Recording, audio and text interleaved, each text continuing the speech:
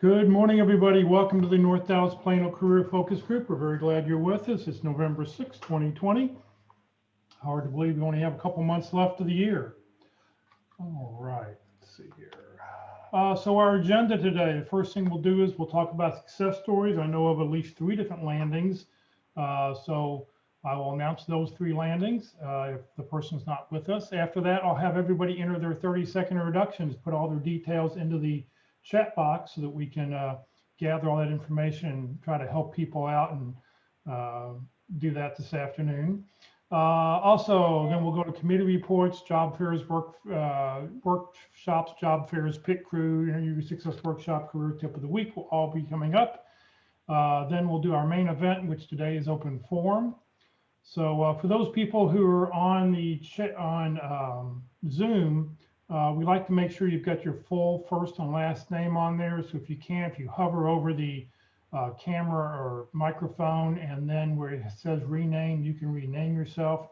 By doing that, I can try to capture all these names. As you now know, you do need to have 5 or 6 work requirements for TWC. So you no longer can just skip that part. You do need to keep track and submit and have that ready to go in case they happen to reach out to you for that information.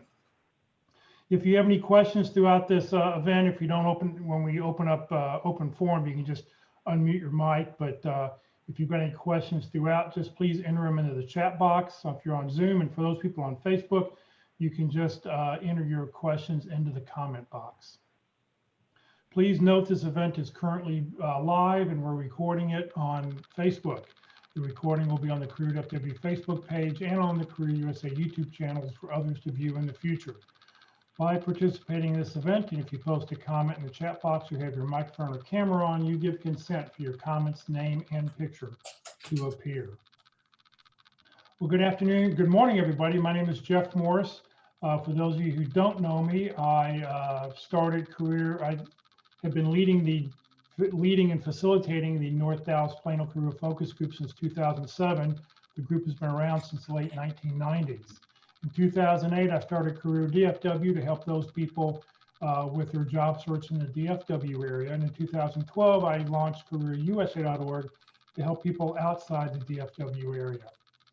I wrote a book called What I've Learned About Your Job Search that you may not know. If you're interested in buying it, I've got them for $10 a piece if you want to drive by the house. And we can do the dominoes frisbee thing, and I'll just wing it through your window, see if I can make it in. If not, you're welcome to, you can go to Amazon. It's on Amazon for $15 a piece. Since 2017, I've been a member of the practice interview team. Well, we like to start the meeting off with good news all the time. I know of 3 landings. First landing I know about is Janie. Is Janie on the line with us today? Yes. Yes. Tell us your story. Well, I was offered a position with Fresenius Medical Care, 9-month contract. Their IT office is in Tyler, so I'll be working remotely, doing telecom expense management. And how did you find out about the role? A recruiter reached out to me on LinkedIn. Okay. And how long was the interview process? I had a interview with the recruiter last week, and I had another one with the director of telecom with Fresenius on Monday, and then he offered me the position. We offered it to the contracting company Monday afternoon, and I accepted Tuesday. Okay. Any tips or advice you want to give everybody else? Well, I found out you can negotiate with contract jobs too. So keep your options open. You don't only have to, negotiate only with permanent jobs, but contract as well. Okay. Well, Janie, thank you very much. Thank you for being with us. Thanks for being part of the group. And hopefully we never see you again, but I have a feeling that everybody who goes will eventually come back around again. So thank you very much and congratulations. Thank you. Good luck, everybody. All right. The next landing I know about is Lewis. Is Lewis on the call with us today? Yes, I'm here. Ah, good. Tell us your story. Hi, Jeff. Good morning, everybody. I'm Luis Garcia, and I just landed at Salad Master. I will be the Director of Business Development for the Americas.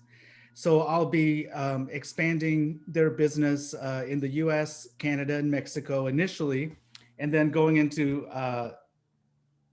Panama, Colombia, Spain, and Puerto Rico shortly thereafter. So next year, I'm going to be doing a lot of business development and creating foundation for Salad Master to grow their brand and their industry. They are a high-end cookware company, and they've been around for 75 years.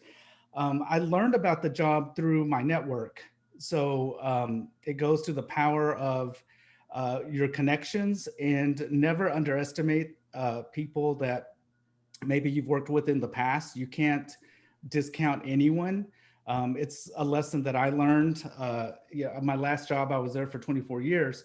So everything I've learned has been through these sessions. And I really believe that you have to really take heart to all the advice that you're receiving from others, in particular, Walt Glass, Mark McDonald, Jeff, offering this forum is really what made all the difference for me. And you absolutely have to network. So I'm really excited about this opportunity that I have. I know that you are, it's a long journey. For me, it took 8 months to land. And there were many, many times where I was like really frustrated, didn't know what to do. I think for me, it was really having that consistency, having structure, and how you are doing your job search. It was all new to me, so I didn't really know how to do it. But I did listen and take heart to everything that I was learning on all these calls, and really expanding and applying all of the techniques and tips and suggestions that I was picking up from different places.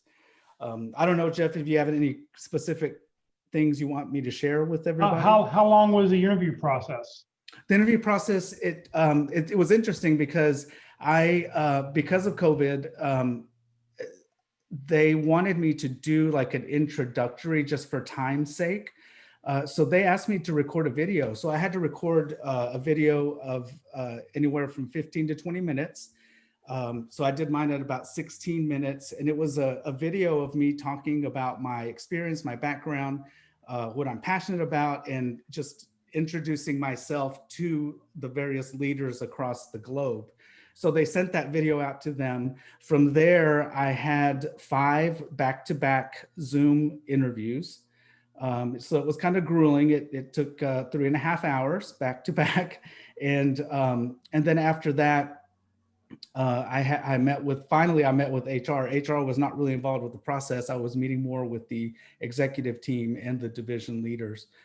So it was a long process even to land, because based on the things that I was sharing with them, they actually ended up tweaking a job and actually created a job description that that they needed filled. And so they went back and offered me something really customized to my skill set. That's great. All right. Well, thank you very much. Congratulations. I know I've seen you in a bunch of the different groups around the DFW area. So last bit of advice for job seekers. What do you want to tell them? Have a schedule, have structure. The two biggest things for me was making sure that you have a weekly schedule. I centered all of my activities around these calls. So I had 3 networking calls that I participated in every week, consistently 3 that I selected. I made time for networking, not only with new people that I was meeting on the calls, but also going back through my work history and thinking through people that you remember from the past, because they are the ones that will know somebody who knows somebody who knows somebody, which is exactly how this job happened for me, where I connected with someone that I hadn't talked to in a couple of years, who connected me to a friend who had a friend that was looking for somebody that had my background. So the power of networking, I always made time to at least contact, I know that there's different numbers out there. What I would do I reached out to 8 people a week, knowing that I would get 3 or 4 back. So I always made a point to have at least 3 or 4 people, whether it was new or from my previous network, to contact and connect with every week. And you got to have faith. I think there's times that you get down and you are frustrated, you hit a brick wall. That happened to me, and I reached out to Walt Glass when that happened, and he suggested that I speak to somebody else. So I enrolled in this course with Jack Bick. It's called the Champion Way. And it's through this workbook that I really found a new faith in myself. It does require meditation and quiet time and really getting back through, going through your whole life and who you are as a person. And that was a big thing that unlocked my thinking. And so that, you've got to stay focused on developing yourself, being real with yourself, have 1 or 2 people that you can just really be honest with where you are. And that's what's going to keep you going. So if I can do anything to help anybody, I'll put my contact information in here. If you need someone to talk to or some advice, or you have questions about something, I'll be happy to be a non-judgmental, just someone that can talk to you. And if there's anything I can do to help unlock a thought for you so that you can advance in your career, but don't give up. We're in the middle of a pandemic, and I learned how to negotiate salary. So I actually not only negotiated salary, but they gave me a sign-in bonus. So I have a bonus coming in a month. So there is hope out there. Just stay with it, stay consistent, and stay focused. And Jeff, I'm definitely a big thank you to you for this forum. This was really the crux of my my consistency, and I always look forward to these Friday calls. So thank you very much. And I will be making a donation to your organization, the DFW Career USA also. Thank you for all that you do, because I don't know how much you guys know Mark, Pete Hernandez, if you're on the call, Walt Glass. You guys have really, if it wasn't for you, I wouldn't have been able to get through this. So thank you very much. Great, Luis. Thank you very, very much. Good luck.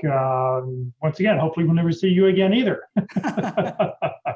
All right, we had one more landing. Let's see, I know about Steve Charters. I just heard about this last night. I know he cannot be with us because he's having to proctor his daughter this morning for a stay-at-home test, I guess.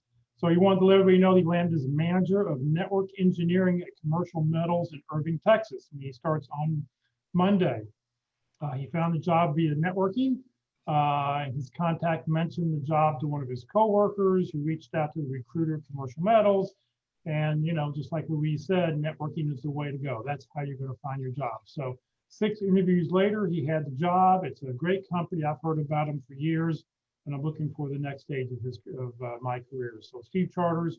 So between Janie, Louise, and Steve, they make 76, 77, and number 78 landings for the year. So we've now had 78 landings out of this group that I'm aware of. So congratulations to everybody. Is there anybody else on the line who has landed that we don't know about? Hey, Jeff, I did land a short-term contract. Oh, good. Tell us.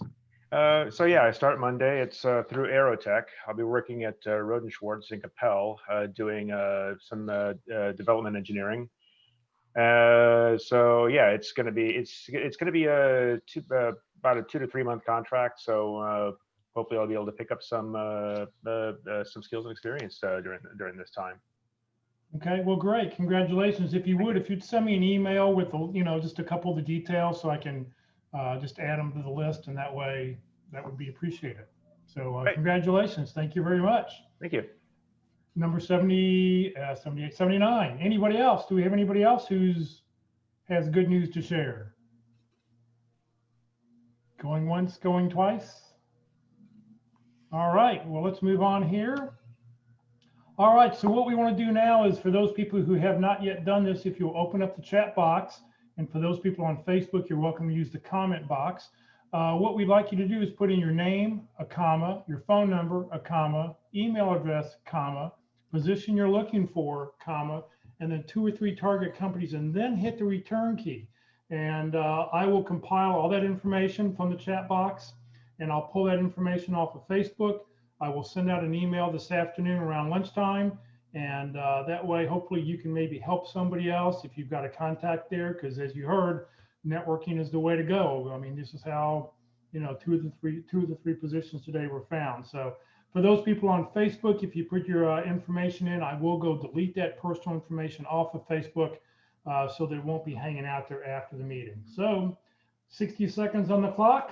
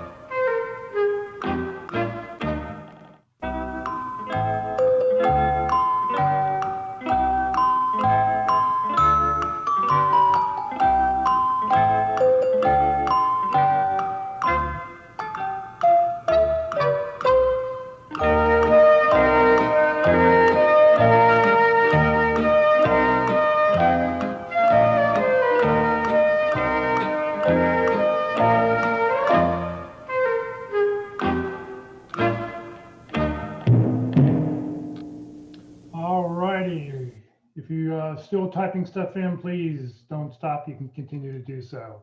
All right, time to find out about job, career fairs, training workshops coming up for the next week. So good morning, Eldon. Good morning, everybody. Happy Friday.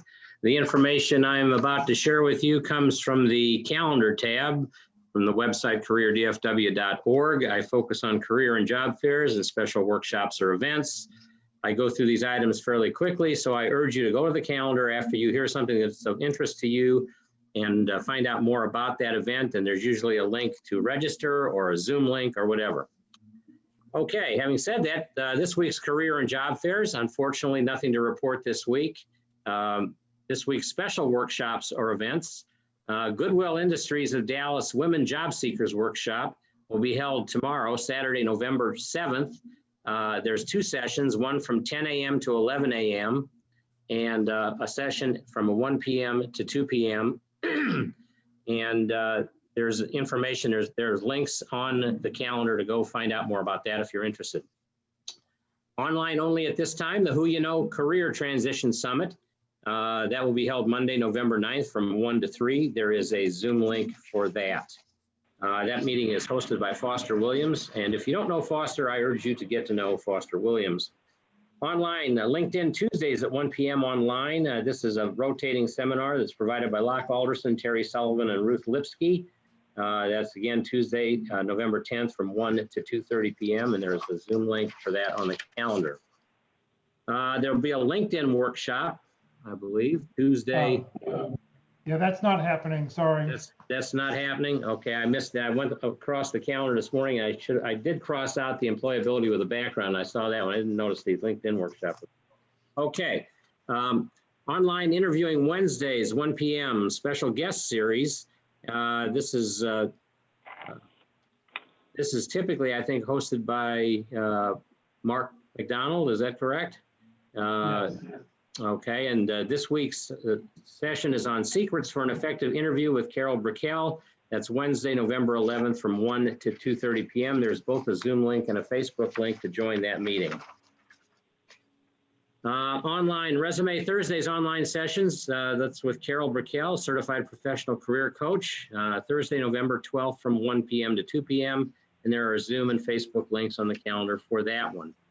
Recruiter, headhunter, author Elizabeth Lyons, sponsored by St. Andrew's Career Care, will be held Thursday, November 12th from 2 to 4 p.m. And there is a Zoom link for that meeting. And finally, Friday, November 13th from 9:30 a.m. to 11:30 a.m. Find out about Career DFW and CareerUSA.org and how to use them. And I believe there is a Zoom link for that as well. And that's it for this week.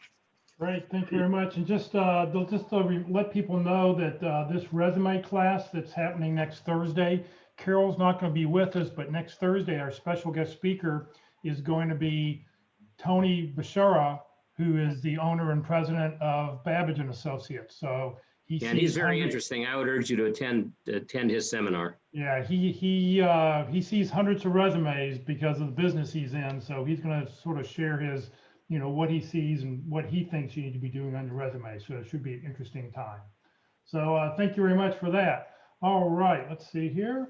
If you are looking for a networking group, finding something else to do, another webinar, something else that's going on, you can click on one of the other calendars that is on the Career Dfw calendar. And I added a line to the very front page, and you can click right there where the blue arrow is, and it will take you to a calendar of light purple event. And these are all the events that are happening via webinar, so that you can just be online and you can find out things that are other events that are going on, be able to watch things until groups start meeting back in person again.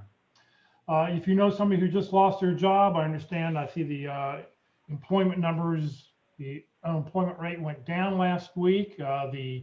More people got jobs, less people are applying for jobs. But if you know somebody who just recently lost their job, have them click on, I just lost my job, what do I do now? And we've got a great one-page handout on the careerusa.org website that has a bunch of tips and checklists and some basic articles on how to what to be doing to get started in their job search. All right, let's hear about the practice interview team. Mark McDonald. Hey, yeah, good morning, everybody. And the weather's beautiful today. Luis had so many good things to say about his job search. And the one I want to focus on for just a moment is, focusing on how you can help. So I've had 4 practice interviews today. This has come up in every one of them. And people just spend too much time talking about what they did.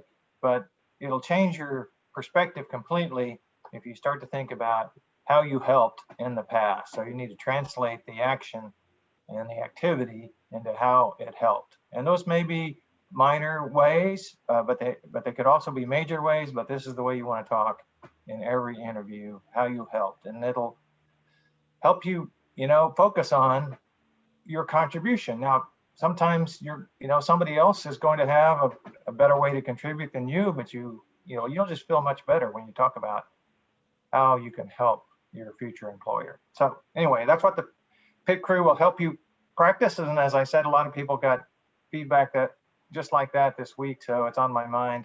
The pit crew is now virtual. We meet, anytime you need us to meet, and you send us a job description and your resume, and I have a group of volunteers. Some of them are on the line here today. They've all been hiring managers. They have professional responsibility to hire people, so they know how to do it. They also know how to give you feedback. And so you get a very customized and personalized interview experience. It's in no way is it generic. Okay, so I need that job description and resume. It takes a couple of days to set up an interview. So I'll also need to know your availability, plus 2 days or plus 3 days. So for instance, if you sent your information today, I'd be looking to schedule your practice interview on Tuesday with a backup on Wednesday. So both you need to be available and enough panelists need to be available. So that takes a couple of days to set it up. Now, the interviews take about 45 minutes. They're usually a panel interview with 3 of the volunteers. You get a chance to convince them that you're the right person for the job. We give you feedback about the things you did well and maybe some things you should consider that would be more effective. And so it's a very good session. You can practice as many times as you like, and you don't need to necessarily have a job in hand. You don't have to have contacted by a recruiter. Just find a job description that looks good to you, your dream job, and send that in, and we'll get some practice, and you can find out how to interview better before it's a critical event and you have an interview coming up that you really want to do well in. So that's the pit crew. I encourage you to link in with me. I have a pretty good sized network in the Dallas-Fort Worth area. My background was in telecommunications equipment. It's now called IT infrastructure. It's the electronics that the phone company uses to provide service to your home or your business. Fiber-based, high-speed kind of stuff is what I did. It was a great industry up until 2002 when I got laid off for the first time. And then by 2012, I'd been laid off 3 times. That's when I got involved in the pit crew. So I've walked in your shoes. I've been laid off. I've had to lay off people as well. At the same time, I was laying off my team. So that's my background. And if you just send me a brief note that says where we met, here on North Dallas Career Focus Group, I'll add you to my network, and you'll get advantage of all those second-degree connections. And I just learned this a couple of months ago. One little aside is that the thing about LinkedIn is that you can only see what's in your network. Okay, so it's not like Facebook, where if you search for somebody, they're going to search the globe for that name.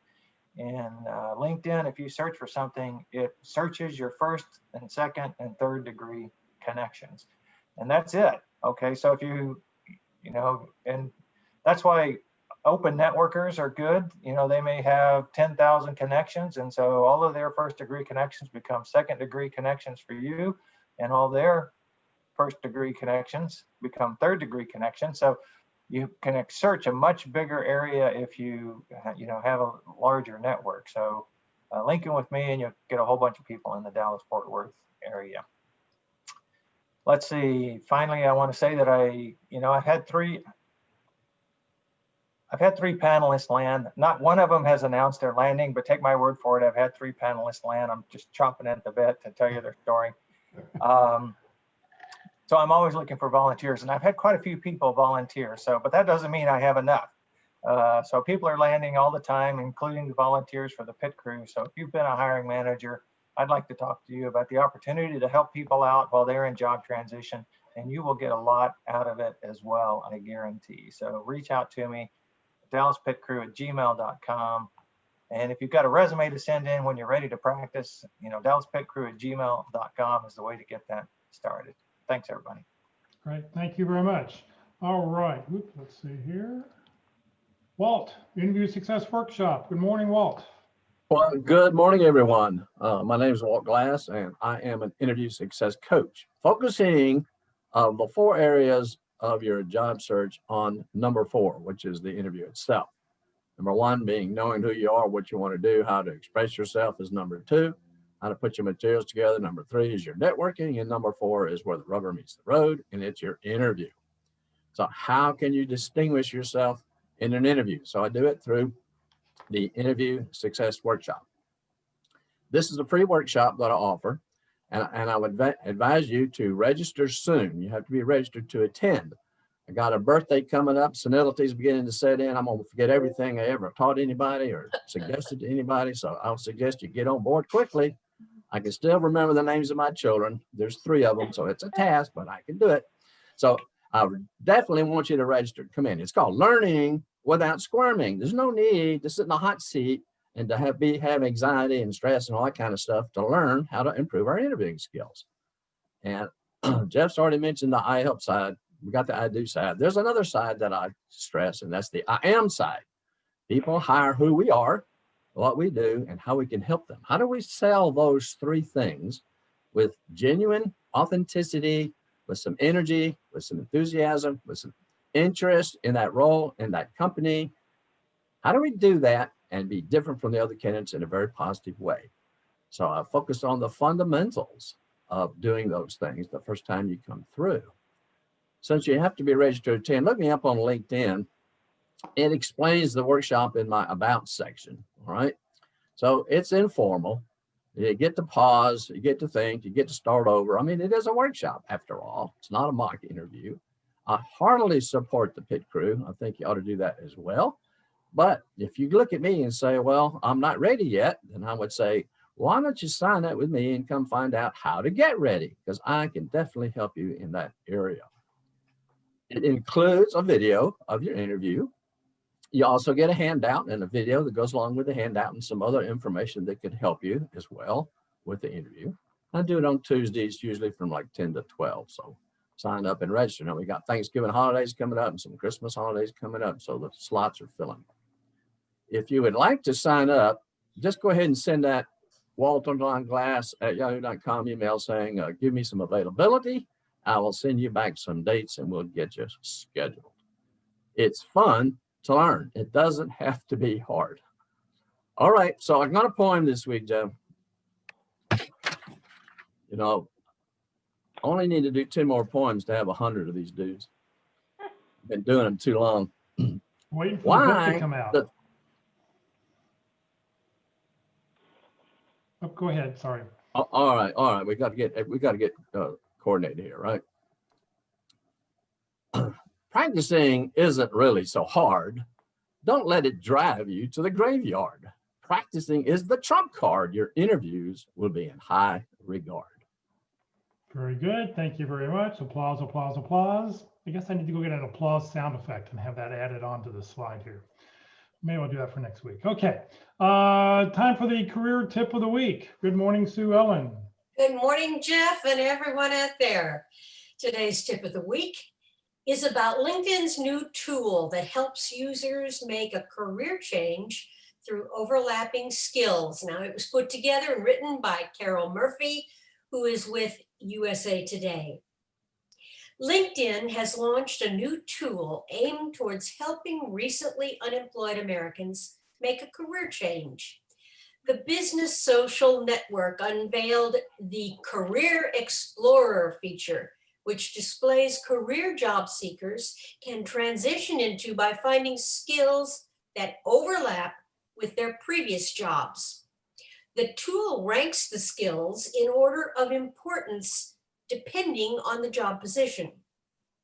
LinkedIn users can also identify skills that they would need to build to make the career pivot they want.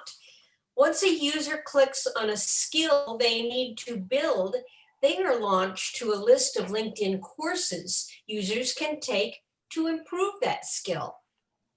The feature also shows the popularity rate for a specific career transition and helps users connect with people in the field they are interested in through LinkedIn.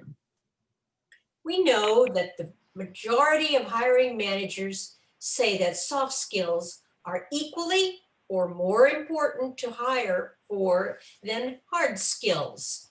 Soft skills like communication and problem solving are especially important because they translate across industries and have become increasingly more valuable to employers as COVID continues to change the way we work. The move comes as 8.4 million Americans continue to receive unemployment benefits due to the impact of the COVID-19 pandemic.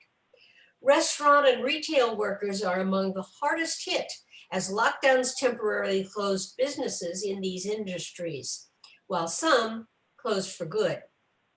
According to LinkedIn, the new tool can help food servers make the transition to a customer service role. The company said there is a 71% skills similarity between the two roles, with some of them including customer service, time management, teamwork, cashiering, and others. As for a store manager, the networking platform found the job position has a high similarity with a salesperson role. The tool identified retail, inventory management, merchandising, and others as common skills and highlighted customer service, Microsoft Office, sales operation, and others as skills to build. Over 45% of job seekers have not tried to make a career change because they don't know where to start, while 33% don't think they are qualified for the industry, according to a LinkedIn and census-wide survey. Over a third of those surveyed also believe they don't have the connections in other industries. The new tool is part of LinkedIn's initiative in partnership with Microsoft aimed at teaching digital skills to 25 million people worldwide by the end of this year by giving free access to training sessions.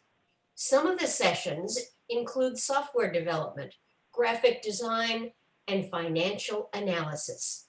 So check it out and grow your mind and your possibilities. Good luck to you all. Great, thank you very, very much. And for those people, you know, some of that LinkedIn learning, a lot of that LinkedIn learning is lynda.com, which LinkedIn bought several years ago. And if you have a public library card, you can probably access lynda.com through your public library. So even if there's some courses you want to take that are, you know, you need to pay for, on LinkedIn Learning, you can do it free through your public library. All right, so coming up here in just a couple minutes, we're gonna just have open forum. I hope that everybody has a list of questions, and we'll just sort of have we'll throw them out. I think Roxanne's writing down her questions right now, if I see her writing them down on the screen. So we'll have some questions that we're gonna ask. And so hopefully, and other people on the panel here, we will have just, answers just to be able to give people advice of, what we think is going on. Upcoming next Friday, Career DFW actually turns 12 on next week sometime. I forget exactly when. I'll be able to tell you next Friday. So I only do my presentation about Career DFW and CareerUSA.org once a year for this group, and I'll be doing it this Friday. The Friday after that should be a very interesting presentation on the 20th, the trauma of job loss. We've got two people, and this is sort of going to be, this session will not be recorded, the trauma of job loss, because they want people to be able to open up and know that it's, to sort of know and be able to offer their suggestions and things that they're going through. So there's a social worker and somebody who's going to host it. So it should be a very interesting and fascinating presentation in 2 weeks. And then the Friday after Thanksgiving, we will not have a meeting because we'll be too full of turkey and tired of watching the Cowboys lose another game. So this will be a depressed day, so we won't be meeting on Friday the 27th. All right, just a quickie reminder, Career DFW and the North Dallas Career Focus Group are two different organizations. This is not the Friday group of Career DFW.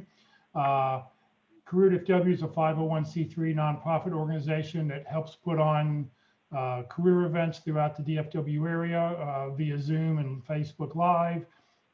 And they also have a couple websites that hopefully offer all the information you need for your job search. The North Dallas Plano Career Focus Group is a bunch of great people who get together on Friday mornings. I look forward to when we can all go out to lunch afterwards, but we get together and hopefully we can help each other in their job search, and hopefully you hear some good speakers here and you learn some things when you come here on Friday morning. Okay, so now it's time for the open forum. I'm going to turn off the slide share so we can see everybody. Thank you all for having your cameras on. For those who do, everybody can wave. Hi, Jason, everybody. So we want to open up questions. So if you have questions, probably the best way, if you want to start things off, if you open your participant box up, I think you can raise your hand. There's a way to raise your hand, and I can call on you that way, or if I see you unmute your mic, we can do it. So this is sort of a free-for-all. Off we go. So questions.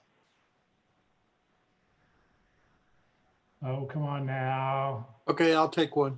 Okay, thank you, Jeff. So this is just, I guess, a housekeeping kind of question. So how would I show a picture of myself instead of my video? You're talking about on Zoom? Yes, Okay, so have you registered and signed up for a Zoom account? I have. Okay, so if you have a free Zoom account, then you should be able to go in. I think you can go in on the account and under your personal information, you can load a picture there. And so that way, every time when you say stop video, your picture would load. Okay, I'll give it a shot. Okay.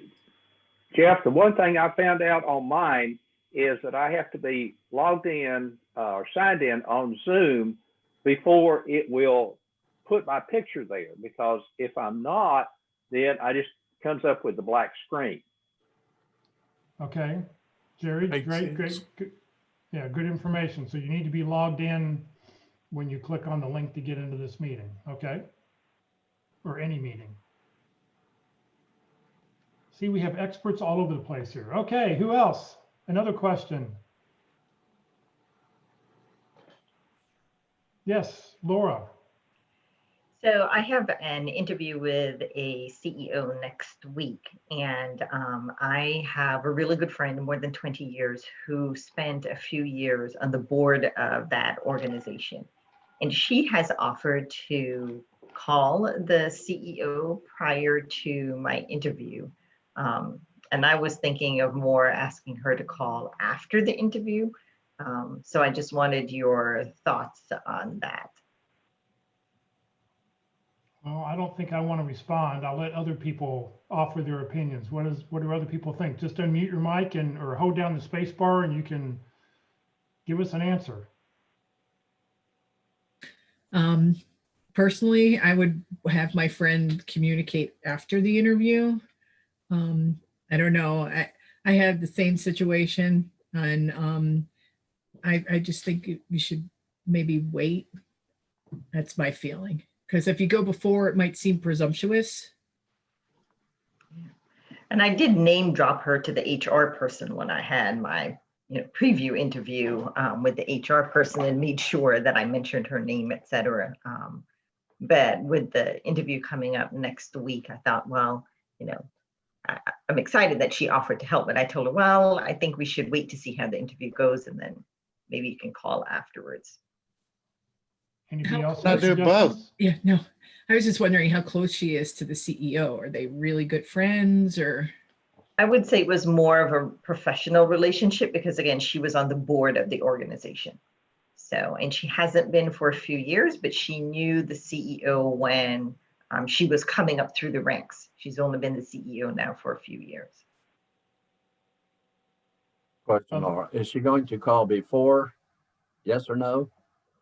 Well, that's the She question. offered to call before, and I told her wait until after the interview. But now I'm second guessing myself. So now that's why I'm asking you guys the question. All right. Well, if she calls before, my question to you is, what do you want her to tell the CEO? And then how wonderful I am and perfect for the job. No, but and what I can bring to the table and move them forward. But again, I almost feel like that's my role and responsibility, in the CEO. I understand. Tell the CEO, what I'm going to bring to the table and what I'm going to do for the organization. And then maybe have my friend, as a backup conversation after that.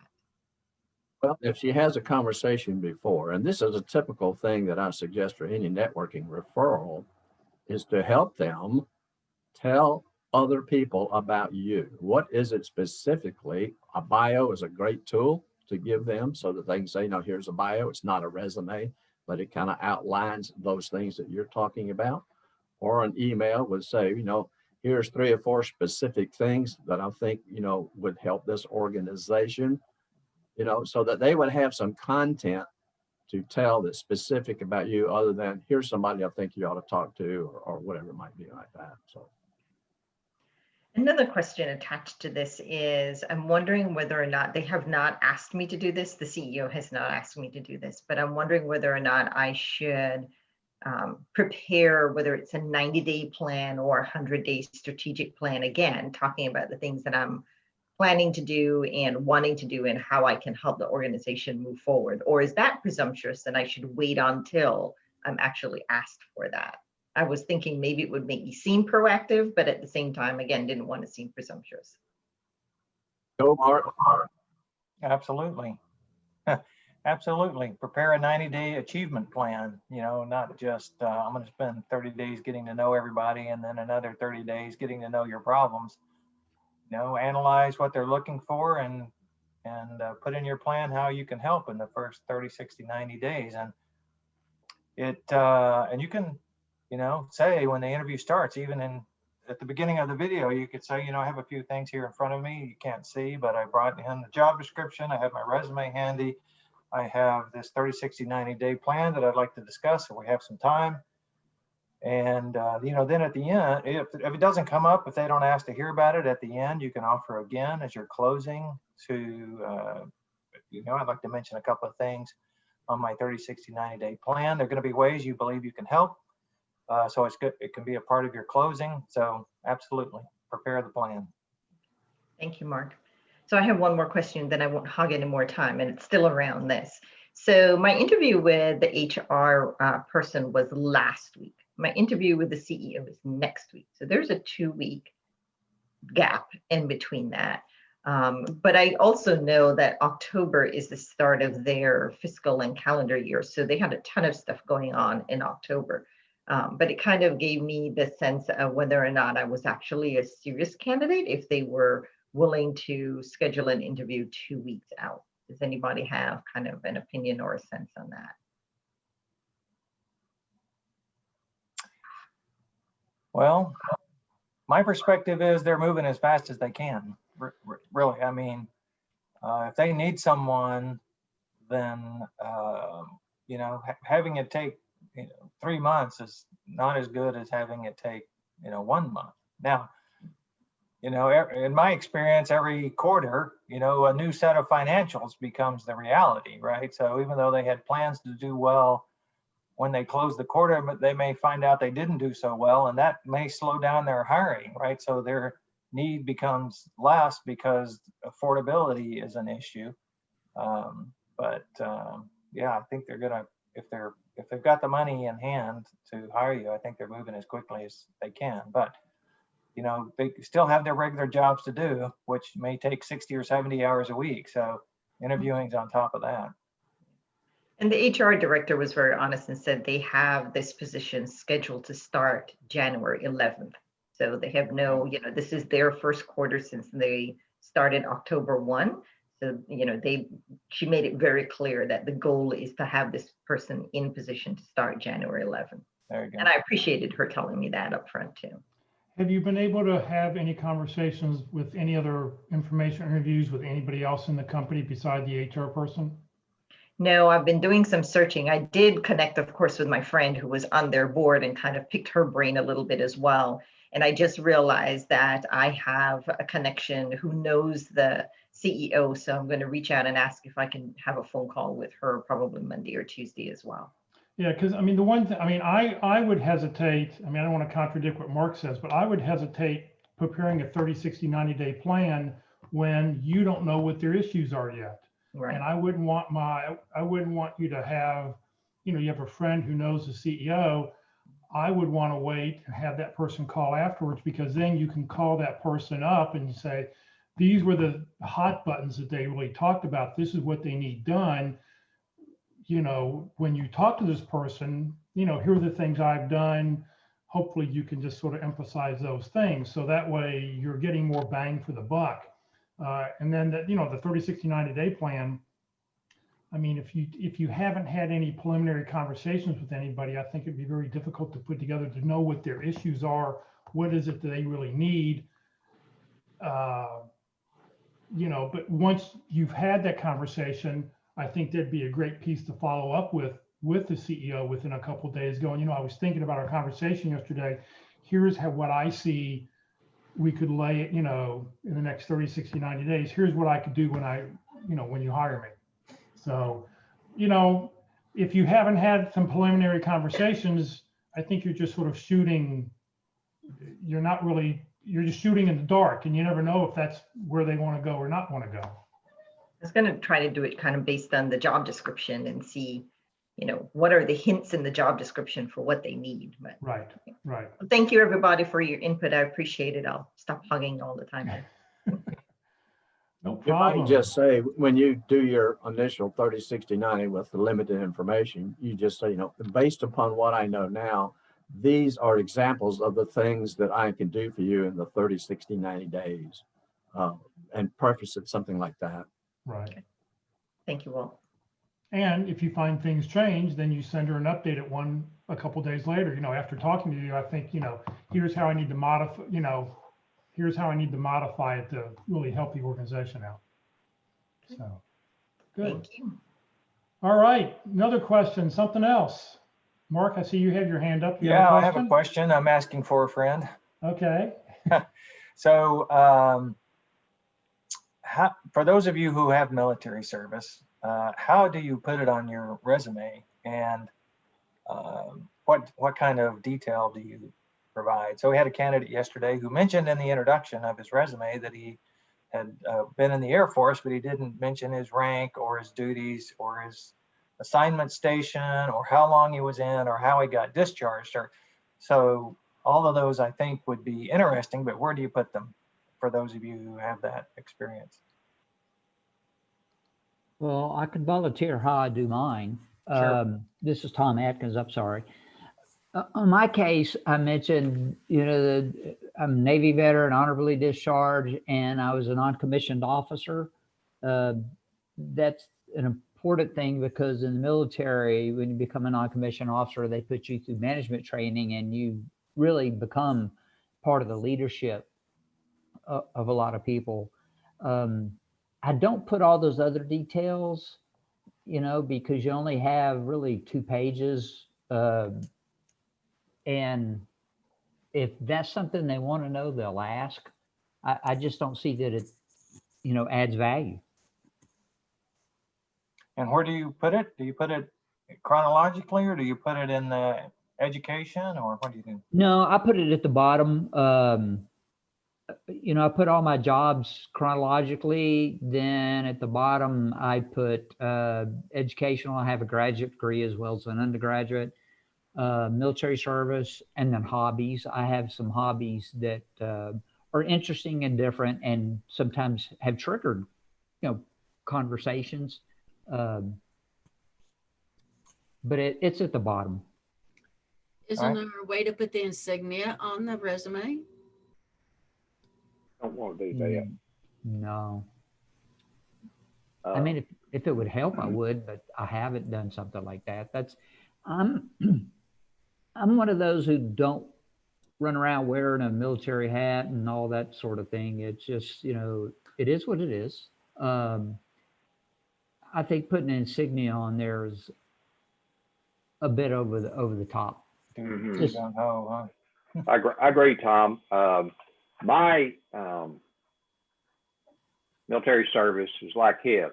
It's down below where the education is, and I put my rank.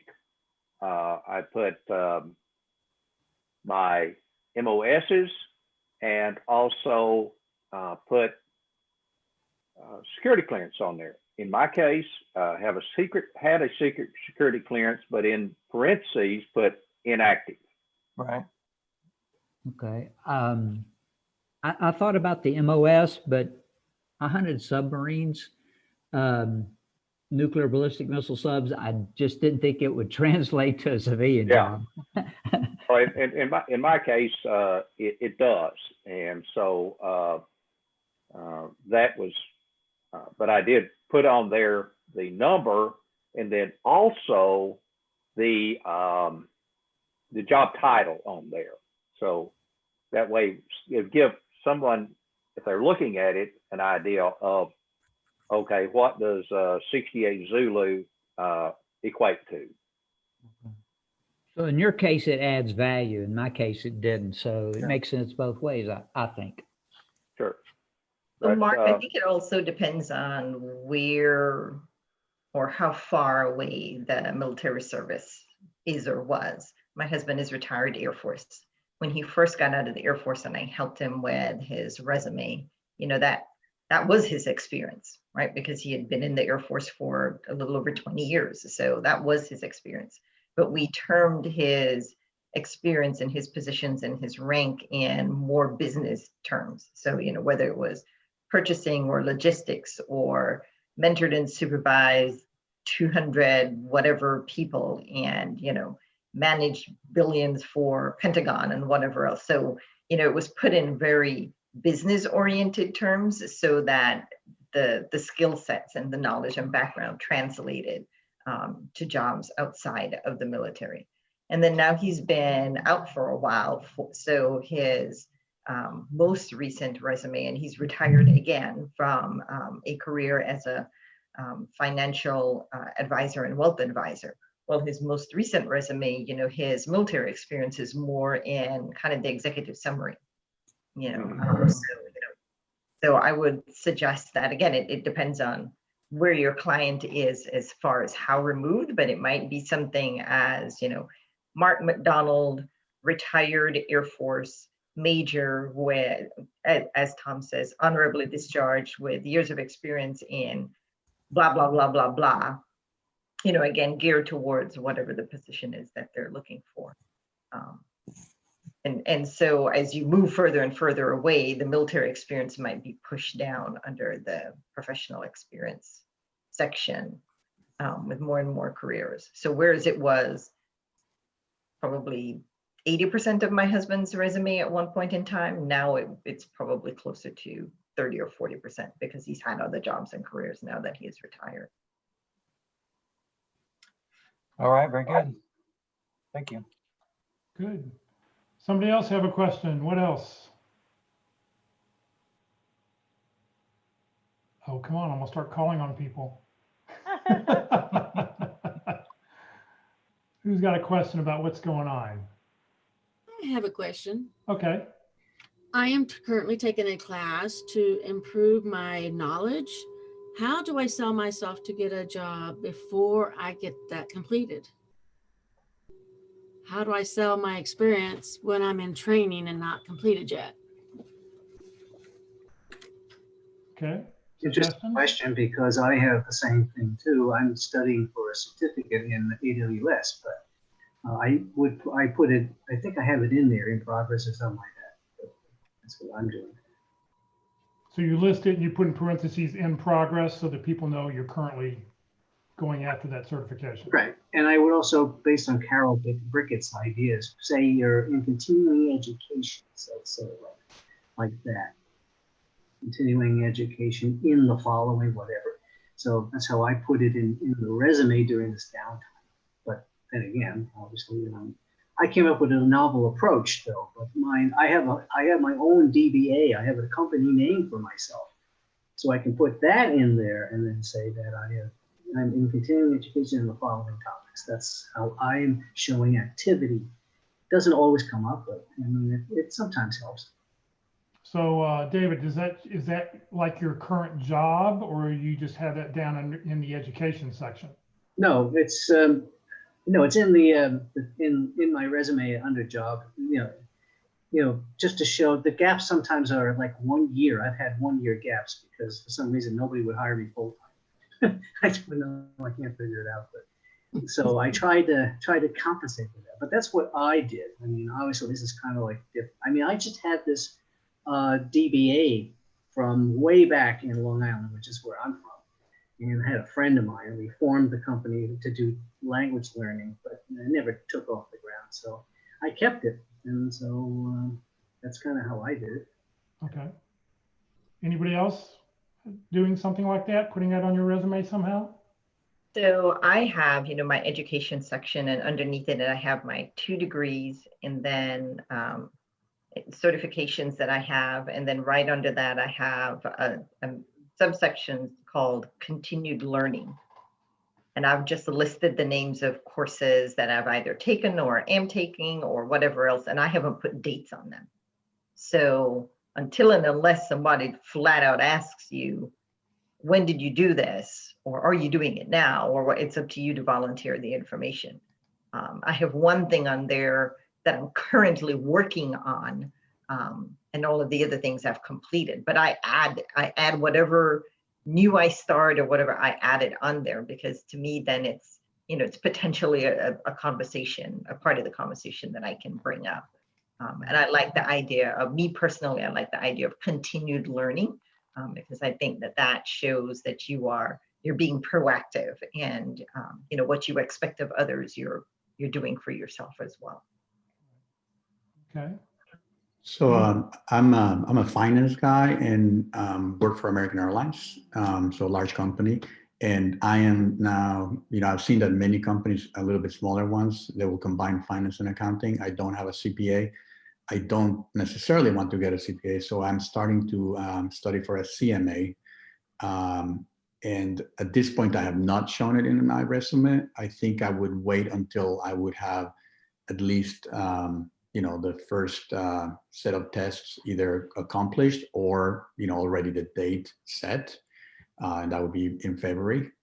So a little bit on the same comments. I don't know if it would make sense to show that I'm preparing for it, but I think my position has been to wait. Okay. What would you think about on the things that you're currently taking of putting your anticipated completion date on your resume? I could do that, yeah. It is something that in conversation and interviews, obviously I mentioned, but I have not shown it so far in the resume. But I that's think a good I would point. add it. I think I would add that, and and put down when expected completion date. I think that's a great suggestion. because you never know, that may be the missing link that they're looking for. Right. I think it looks If a you're little not going to put it stronger. on your, I was going to say, if you're not going to put it on your resume, maybe you could put it on your cover letter that you're, you know, you're preparing for XYZ certification. That's also a good point. Yes. Thank you. We're also looking at the search engine. We want our resume looked at prior. So I would try to put it in the resume somehow so it gets pulled through the system and give you an opportunity to be looked at instead of not trying. Right. Walt, you were going to say something? I just think it's a little stronger to say, hey, I'm taking a course versus I'm taking a course and here I'm going to achieve this. I'm going to finish it. So it's a little stronger message. Right. Yeah, well, I would agree with that. I think as a hiring manager, that would have been one of the things I would look for. If there was a particular skill that we required, say, for instance, if somebody was getting a master's degree and their expected completion date was in the next 6 months, that would mean a lot more to me than somebody who has an expected completion date 5 years from today. That tells me that you don't necessarily have the experience. You're just hoping to be there someday, and maybe you're sort of reaching for the job that you're going for. I think another important thing to keep in mind, especially for people who are looking at expanding their reach. So if you're looking at coming out of what you're doing and going into another area, I would caution against putting anything that you're working on the resume that does not specifically relate to the job that you're applying for, because that can actually send a signal that maybe you don't really know what you want to be when you grow up. And if I'm looking at that going, well, why is David Kavanaugh going to get an AWS certification when he's applying for, and forgive me, David, I don't know what you're looking for, but you're applying for a job in finance, and yet you're trying to get this AWS certification. Does that mean that you're looking at this as a temporary job until you can get into what you really want to do? So I would just keep those kind of things in mind as you're thinking about what you want to tell a future employer that you're working on. Well, what it hasn't, sorry. I was going to say, but the other thing is if I do that on the resume, I'm also telling them that I don't have these credentials before they even ask. That's why I was wondering whether I should put it on there or not. Well, I like Walt's answer of, if you know it's going to be, you know, you're halfway through it, and you know it's going to be done in the next 2 months or whatever, I think you put it on there and you put expected completion date, you know, February 2021. And, you know, if you're halfway there and you know you're going to get it and it's done, you know, short of you just turning off your Wi-Fi and not being online anymore, you're going to get it because this is something you want to do. I think that's what you do. You show expected completion date, because that could be, you never know, that could be the thing that takes you over the edge. It gets the recruiter to call you up. Okay. Yeah. Kind of a gray area. I mean, if you're getting a certification, I think that would be good to put on there that you're getting your certification. If you're just taking another course and something else that may be a benefit, but you look at the job description and it's not all that hard a requirement or something like that, but it could benefit you. So you kind of have a choice. In one way or other, be the interviewer. All right. If you're honest with me and say, this is where I am, this is where I'm studying, this is what I hope to do, and that sort of thing, compared with, I'm not doing anything at all. I'm not going to put it on there. I'm not going to show you that I'm doing anything at all. Then you consider, make your decision based on how you think the interviewer is going to read that. Yep. Okay. Thank you. I think all interviewers will be interested in what you're doing in your downtime. You know, if they've never been unemployed, this is downtime for you. Now, you know, you're working your butt off trying to find another job, but you know, some of those things you're doing that improve yourself on your resume. And plus it's current learning. I mean, they want current learning, but they don't want to pay for it, right? Right. Okay. What else? Somebody else have a question we can go for?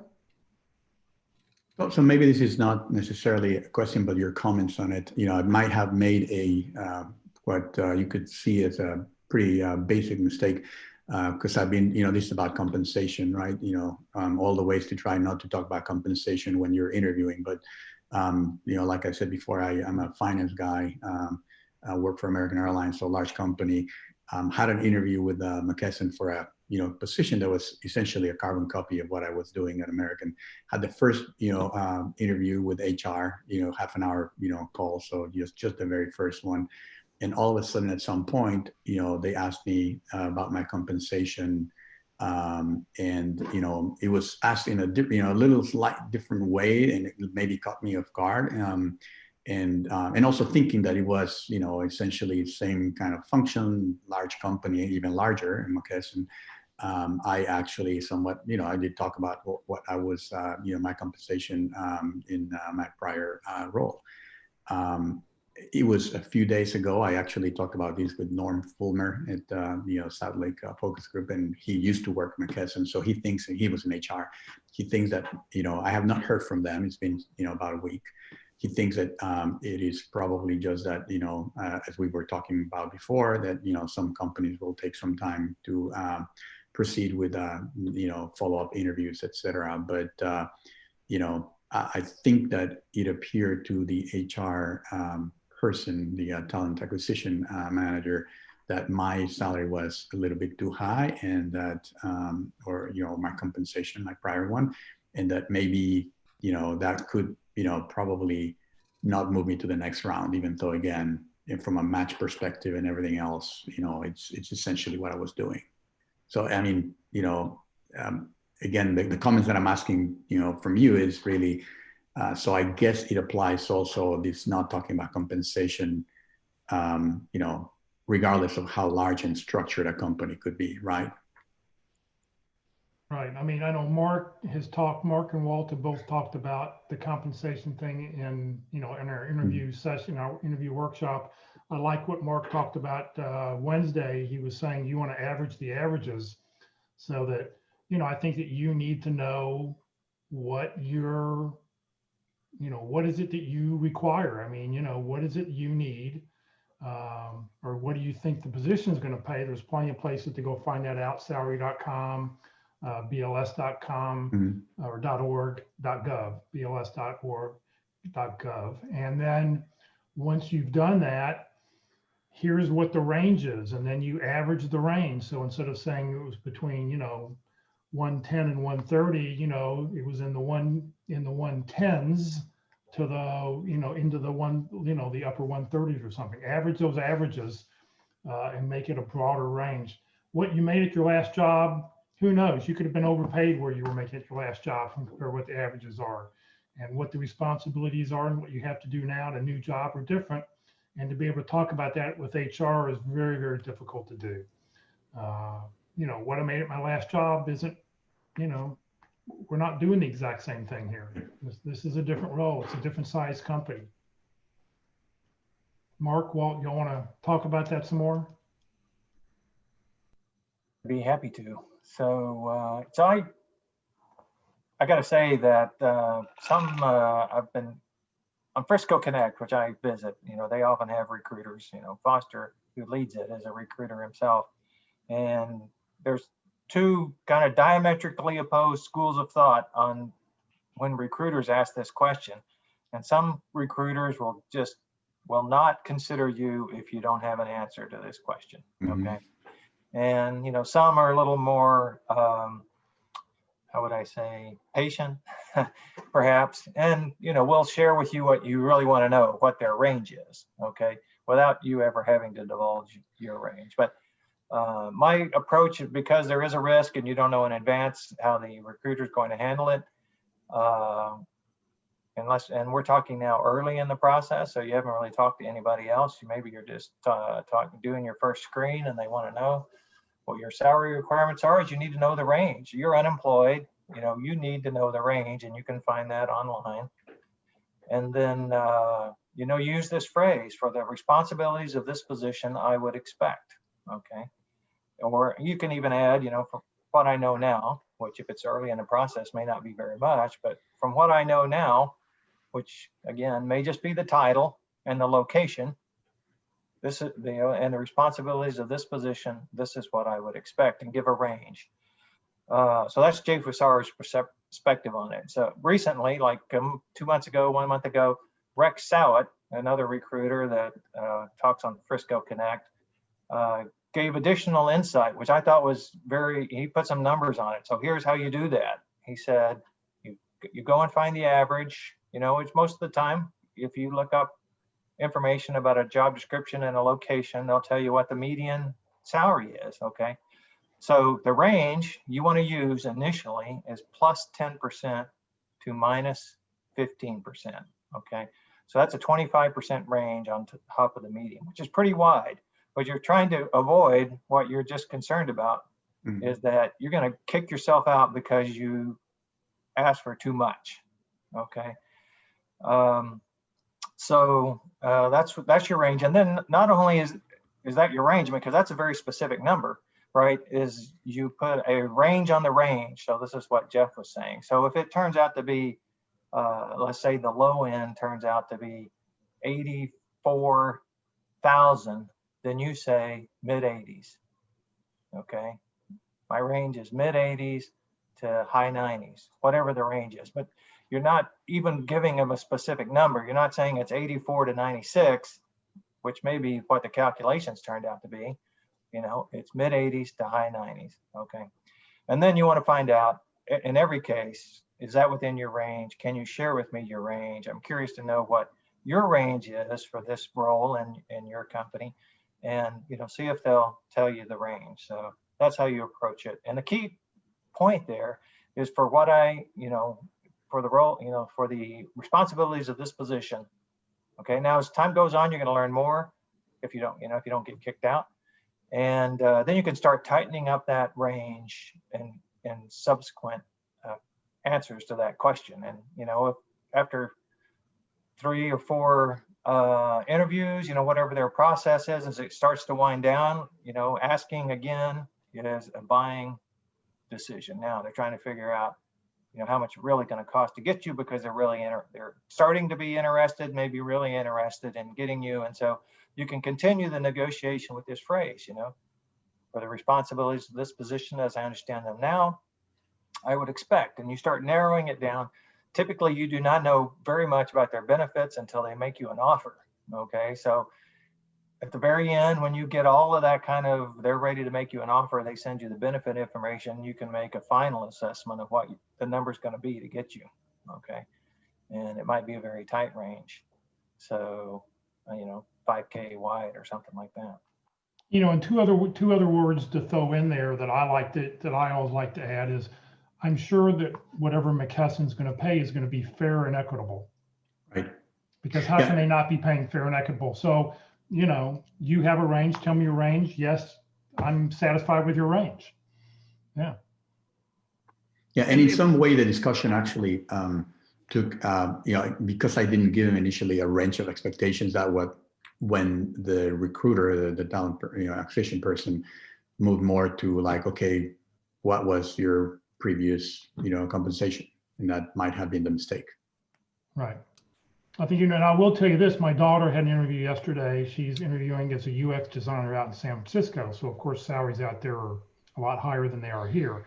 And she told me that, she gave them a range of what she's looking for.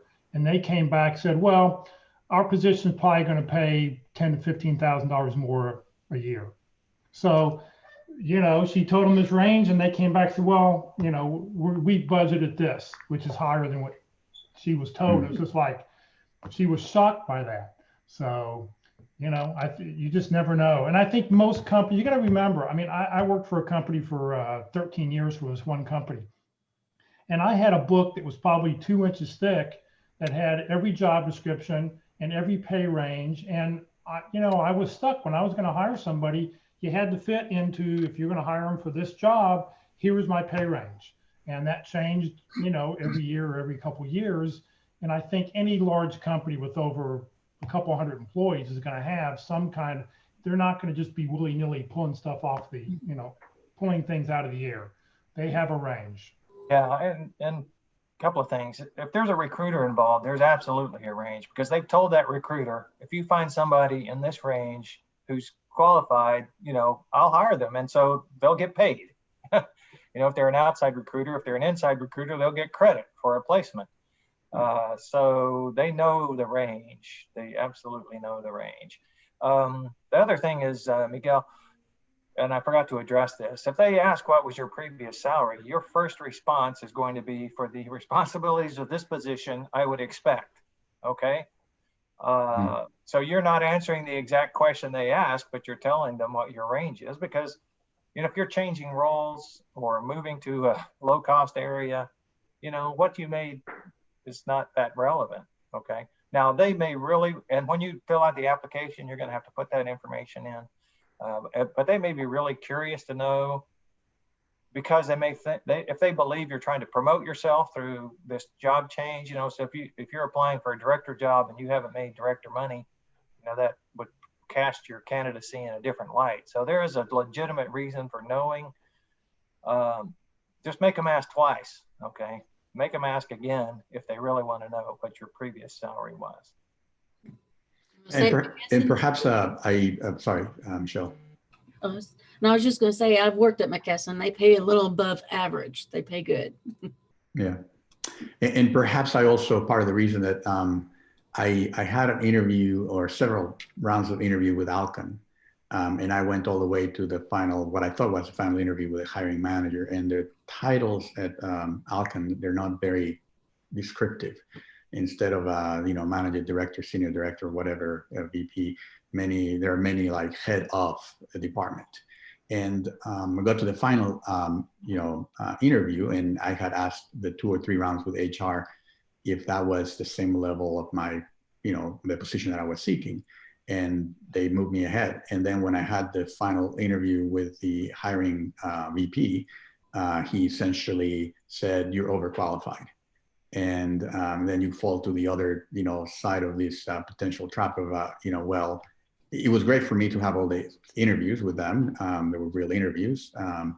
But if they thought I could do the job and I was, maybe overqualified, I don't know if the way to handle that. And I'm sure that Mark would say that obviously there are different types of HR people, but, to give you an offer, and then you would be the person deciding whether that's in your salary range or not. And that maybe had some influence in me on how I handled now the discussion with this person in this first screening interview with McKesson. So anyway, just going from one side to the other there. So is it kind of rude to go find that compensation analyst before you go for the interview?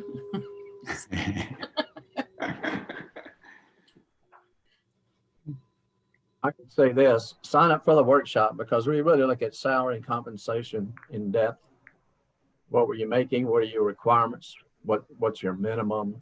Approaches, strategies, options, who's asking, where are you in the process? What's the motive behind it? Is it a knockout question? Is it an offer? Those kinds of things. So do your homework, know your range before you go in and feel comfortable. And then you've got some options. But if they're asking you this up front, you don't have to immediately answer that question. Ask for more information. So I'd be glad to help you with that. Could you tell me more about the job, the responsibilities, the authority? Try to get something there to determine your value to that job, because that's what the range, that's what the salary really going to be, is how much they want you and what value you can provide. Right. And I'll stop there. I think we beat it to that. Yeah, I'll be signing up on your training and sending my resume and the description to Mark later today. Thank you. Great. I see on the chat thing, I guess we're having some side questions being on there about LinkedIn Premium and what to do, what the cost is for LinkedIn Premium. If you're going to sign up for training on LinkedIn Premium, that is lynda.com, okay? You can get lynda.com for free at your public library with a library card. So you don't need to spend $25, $30 a month for LinkedIn Premium.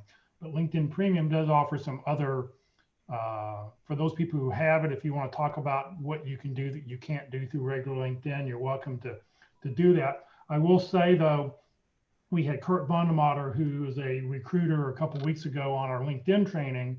And for you to have having LinkedIn Premium doesn't do anything from the recruiter's side for the recruiter's package.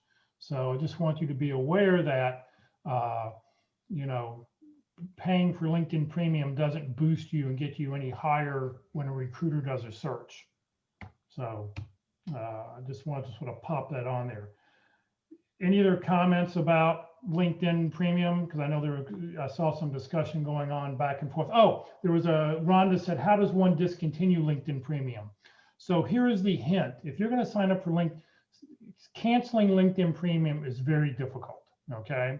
So the hint is, if you're going to do that, go to the grocery store or someplace and buy yourself a $50 Visa gift card. Use that $50 Visa gift card to pay for LinkedIn Premium.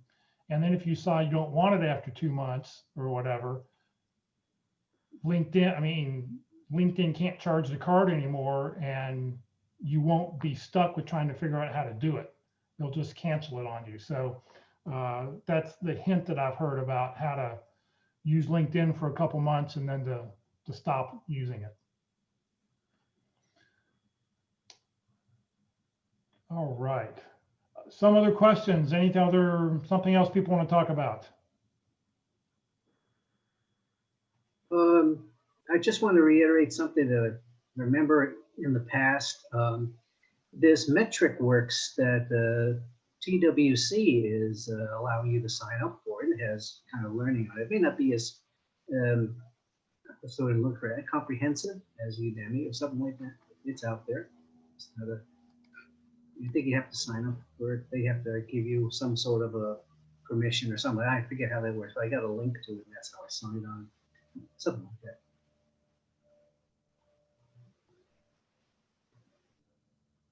So David, what's your comment? I don't know. I must have missed a point. No, it was LinkedIn Learning basically. I'm sorry. I was looking at something called the Catherine Lux was saying Lynda.com. I never heard of that, but and she said the LinkedIn Learning was better. I guess that's what he was trying to say. But I also wanted to say that because it's also another learning resource. That's why this is all about learning. So.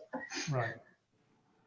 And there are a lot of other things out there. There's the Khan Academy, KAHN. They've got hundreds and hundreds, if not thousands, of classes you can take. A lot of universities now are offering all this stuff online that you can take online. You know, you don't get a degree from it, but they're going to offer the same training that a lot of their classes do. So, yeah. You know, I'm sure you can just do a Google search or whatever you're interested in, and you'll find some really great information. Well, for a techie like me, obviously I'll put this out. I don't know if anybody knows this, but actually MIT puts out some of their class courses online, and I went through that. I learned a lot about a few things that I didn't even know. The more structured, the more in-depth type of stuff. You know. Right. All right. What else can we talk about? What else does somebody have a question about? Jeff, do you have any recommendations as far as keeping a log and what should be on it? You mentioned it kind of at the beginning about the TWC. Well, I mean, it's sort of interesting. We have a speaker coming up on December 11th. I know you don't want to wait for another month, but on December 11th, we have a gentleman who's an Excel trainer, and what he wants to do is he wants to help you build an Excel spreadsheet for you to keep track of your contacts and how to build it, how to add lookups, how to do all this information. You know, what do you want to have on it? You want to have name, phone number, date.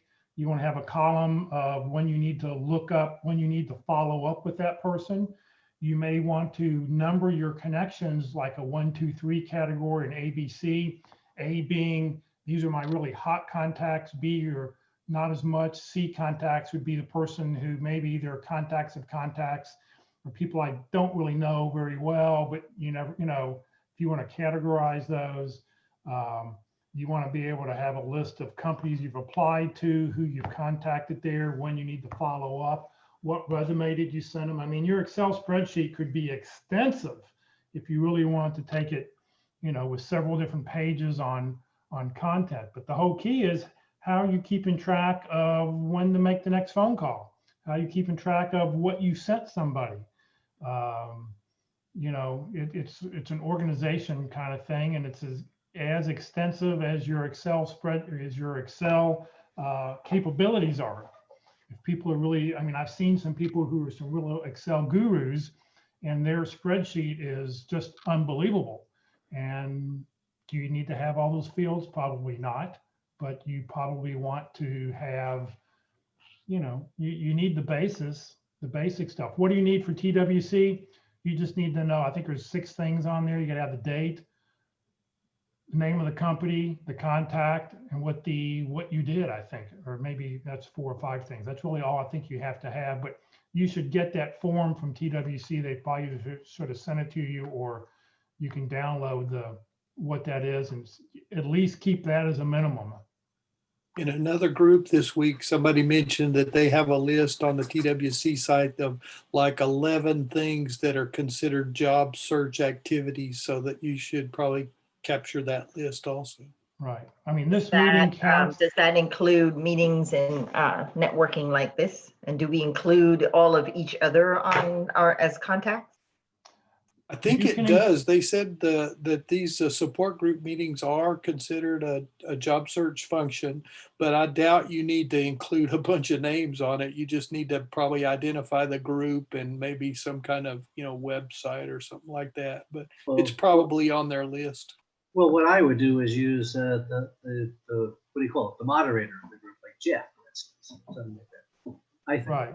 And that's why, and I mean, that's why I ask everybody to make sure that you put your information in the chat box or in the comment field, because if you're counting this group as one of your work search contacts, if TWC was to reach out to me, if I don't have you on the roster, I'm going to say, well, no, they weren't here that day. So you want to make sure that you get counted that day, so I can make sure I have it. I mean, I have spreadsheets going back to 2007 when I took over this group of, you know, who attended and, you know, and what they did. So yes, this event does count as a TWC event.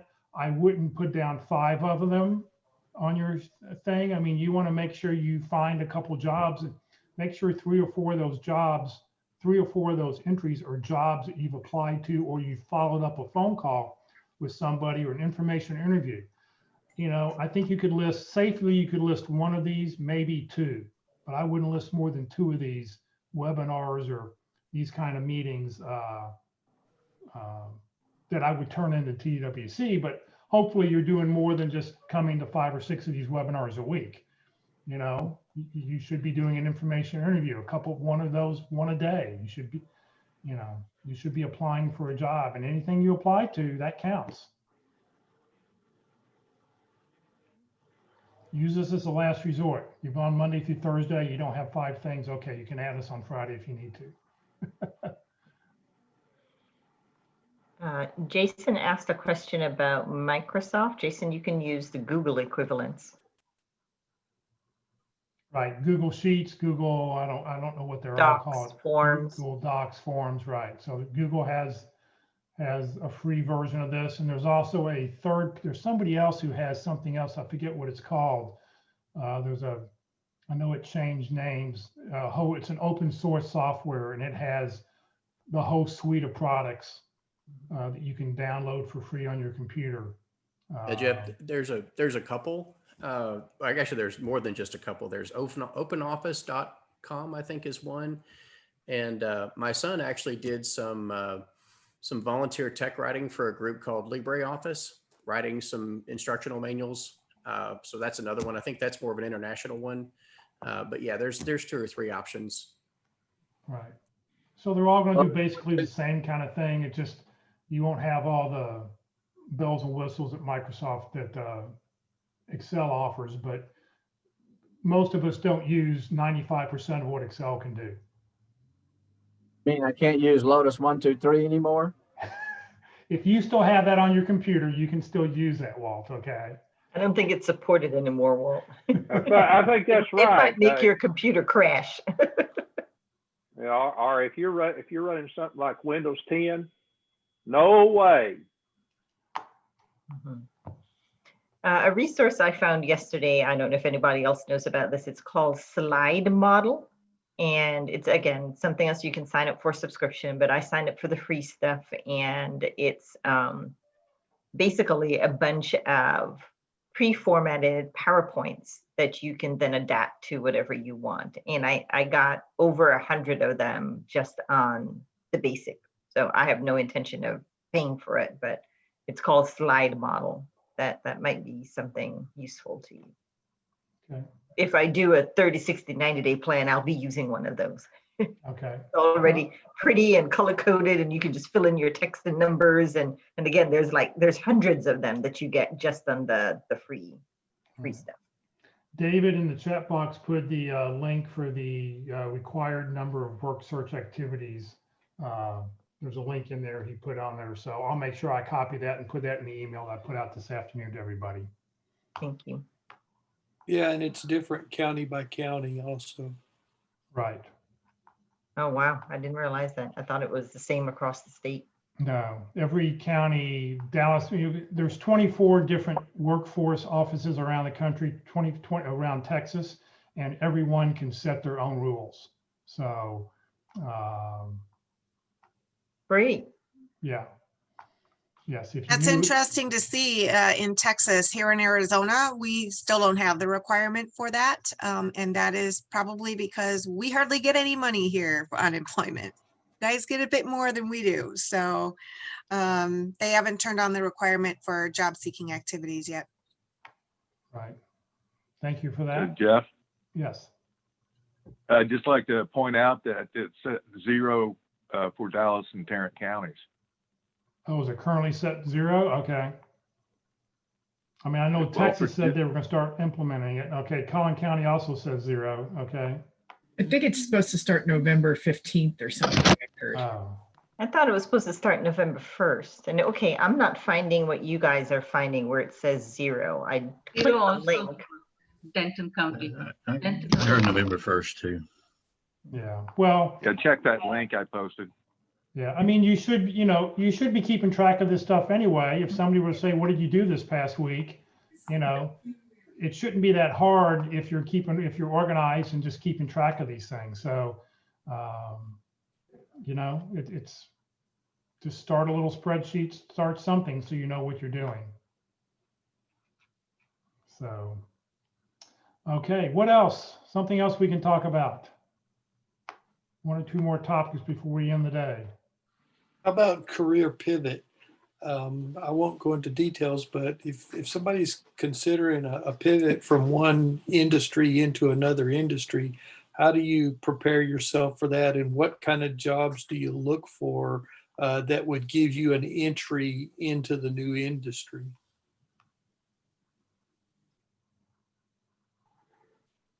Comments? Who's done that? I've got a short answer for that one. Okay. Hire a coach. Hire a coach. Okay. That's a really short answer. Really. I mean, if you're trying to transition away from something you did in the past, get a career coach to help you out. And some of them are, don't charge or charge very little. So it's a very complicated process, right? That's just what I'm saying. I mean, I've come to the conclusion after doing this for 8 years that you just can't navigate it yourself. Most people can't navigate it themselves. They need help. Even if it's like from one tech field to an adjacent tech field? Well, it's a competitive world, and depending on how competitive you are in the new field, that would be the answer. But you're going to be competing with people who have done whatever you want to do for most of their career, if not all of their career. So how do you do that? So the deal is this, I'm the interviewer and I'm hiring you, and you don't have this industry experience, and I have another person that can do the job and they have this industry experience. Who do I choose? So you're right, you're competing. So at a minimum, study that industry, find out the trends, have your informational interviews, start talking their language, Start figuring out what's going on, what's happening, so that when you talk to them, you're talking that industry, not your old industry. Do not bring up your old industry.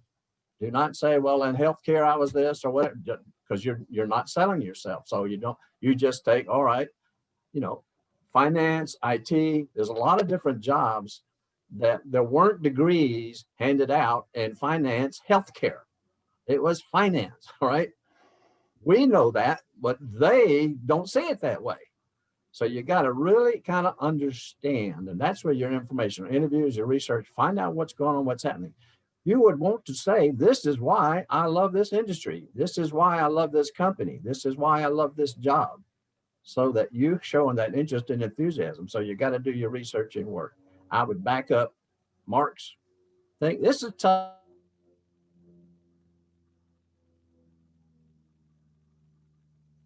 Whoop, I think Walt used up all his words. He's used up his words for the day. He disappeared, he froze up. But no, I dropped off for some reason. Oh, there you are, you're back. Okay. It disconnected and connected all by itself. It's censoring me. So what did you think? It's an artificial intelligence thing. Kind of like Facebook. Yeah. I mean, I've had 7 or 8 jobs in my career. Only once did I sit down with somebody and they went, yeah, it really doesn't matter what you've done in the past, as long as you have the basic skills of X, Y, Z, because making widgets or doing, I'm in manufacturing, my background is manufacturing, just because I used to make this and then make this and make this, it doesn't make any difference. The process is the same, dealing with people, whatever.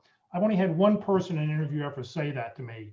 And I mean, I got hired for that job, but it was, in most cases, yeah, if you weren't in the video business, you didn't know what it was like to make videotapes, and you didn't know what it was like to make printing press accessories or whatever field I was in, got into. But, it was taking those basic skills and telling me how excited I was to be working in this field, to make those kinds of things. So, yeah. All right, one more question from somebody. One more, anybody? Are we done? We all talked out for the day? It's Friday. I have one that I wrote earlier. Yeah, go ahead.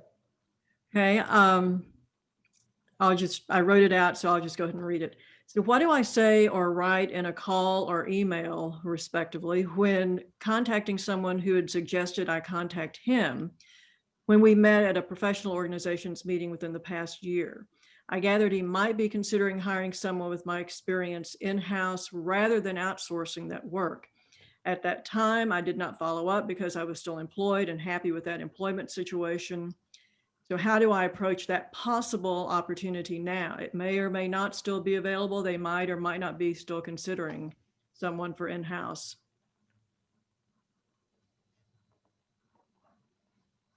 Who wants to take that?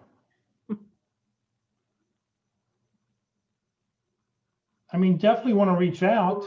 We connected a few months ago at XYZ. At that time, you mentioned there may be a position, blah, blah, blah, blah. I'm currently looking for a new opportunity and wanted to know the status of that role. All right, thank you. Yeah, I'm about to jump off to take my dog to the vet, but I had that same situation, Rhonda, and I think for me, and I ended up landing, as you heard earlier, for me, it was exactly that. You can't, like what I would do is often, like if the position wasn't moving or they didn't contact me, I kind of would stop early on in my job search. I wouldn't follow up. But I did learn through all the trainings that I attended with Mark and Walt and everywhere else. You've got to have that consistency, and it's a little bit uncomfortable, like you're bothering people, but that's the key. You have to keep letting people know where you are and that you're still interested and continuing to market yourself. So I don't think there's anything wrong with following up and sending that email. And the worst they can say is no, but you're not any better off or worse off than you are now. you know, you're looking for someone to say, yes, by the way, here's some additional information, and stay in the pipeline. You don't want to get forgotten. So I would constantly, I'd have a list of people that I would want to network with and follow up with on positions like that I would hear about or have a conversation, you know, back in the spring. Well, now it's the summer, and I would resend an email. So absolutely, you need to follow up and just reference back what you learned, refresh their memory, because people are very busy. And remember that you're the one in the job search, and you have the sense of urgency, but other people don't. So you have to stay front and center. All right, thank you. Mm-hmm. Anybody else? I've got one, Jeff. That's great. I'm applying to a large company and I don't have any contacts in-house. Is there an advantage or disadvantage to try to track down the hiring manager?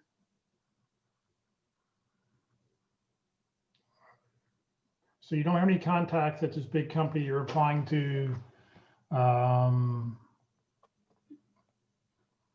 It can't hurt. I mean, you know, you look them up on LinkedIn. I mean, if you can get an idea of maybe who the hiring manager is on LinkedIn, you know, I definitely think it's probably, you know, whatever you can do, you have if you just apply for a job online, you have like a 2% chance of somebody calling you back. But if you can get somebody to hand deliver a resume or get something to a hiring manager, that jumps up to like 50%.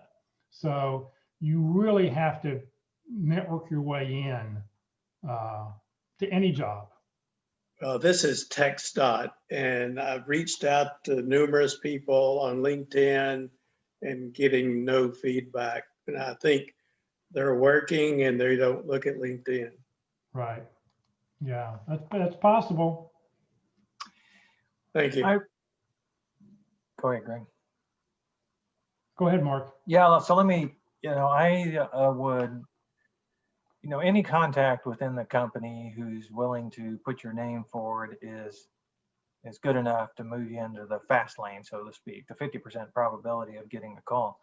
And so that includes recruiters. And if it's a big company, there's likely internal recruiters. So that might be your best spot, you know, to start and find out who they are. And, you know, you can reach out to them and, you know, know what you're going to say, right? You don't have to necessarily be pursuing a specific job posting, but, you know, a class, you know, you need to know something about the corporation, but the kind of job that they're looking to fill and how you fit in. But you want to have just a brief conversation. You know, you think you could help them out and a little bit of brief about your background. And, you know, if they need to do this during their downtime, they will spend time with you. If they're, you know, they all have quotas to fill, so maybe it may take a while, but just keep after it because that's their job. Now, the hiring manager, who may or may not have a job posting, if they don't have a job posting, I mean, I wouldn't take those calls. It was a total consumption of my time for no net benefit unless I had a job posting. So that's much lower probability you'll get a call back from a hiring manager than you would from a recruiter. All right. Well, thank you. I think we had a lot of great questions here. I just wanted to let people know next Friday, I'm going to be talking about Career DFW, Career USA, how to use it in your job search. After that, if you have not yet put your 30-second introductions into the chat box or onto the comment field on Facebook, please do so. Name, phone number, email address, position you're looking for, a couple target companies, and I will publish all that this afternoon. Right after this meeting, I'll start putting all that together and get it out to you this afternoon. Next Tuesday, Career DFW for our LinkedIn presentation will be Ruth Lipsky. We'll be talking about LinkedIn special features for job seekers. On Wednesday, our special guest interview series, Walt and Mark didn't talk about this, but their 13-part series is wrapped up, and for the month of November and December, we've got different speakers who will be coming in. So this Wednesday, Carol Burkell will talk about the secret for an effective interview. And then on Thursday, for Effective Resume Thursday, as I mentioned before, Tony Bashera from Babbitt and Associates will be our special guest speaker on Thursday talking about resumes. So it should be a couple of very interesting presentations to watch next week. This session has been recorded. It will be on the Career Dfw Facebook page. I will upload it to the Career USA YouTube channel later this afternoon. Please follow us on Facebook. Please subscribe to our YouTube channel. That way you'll find out the latest information of things that are going on.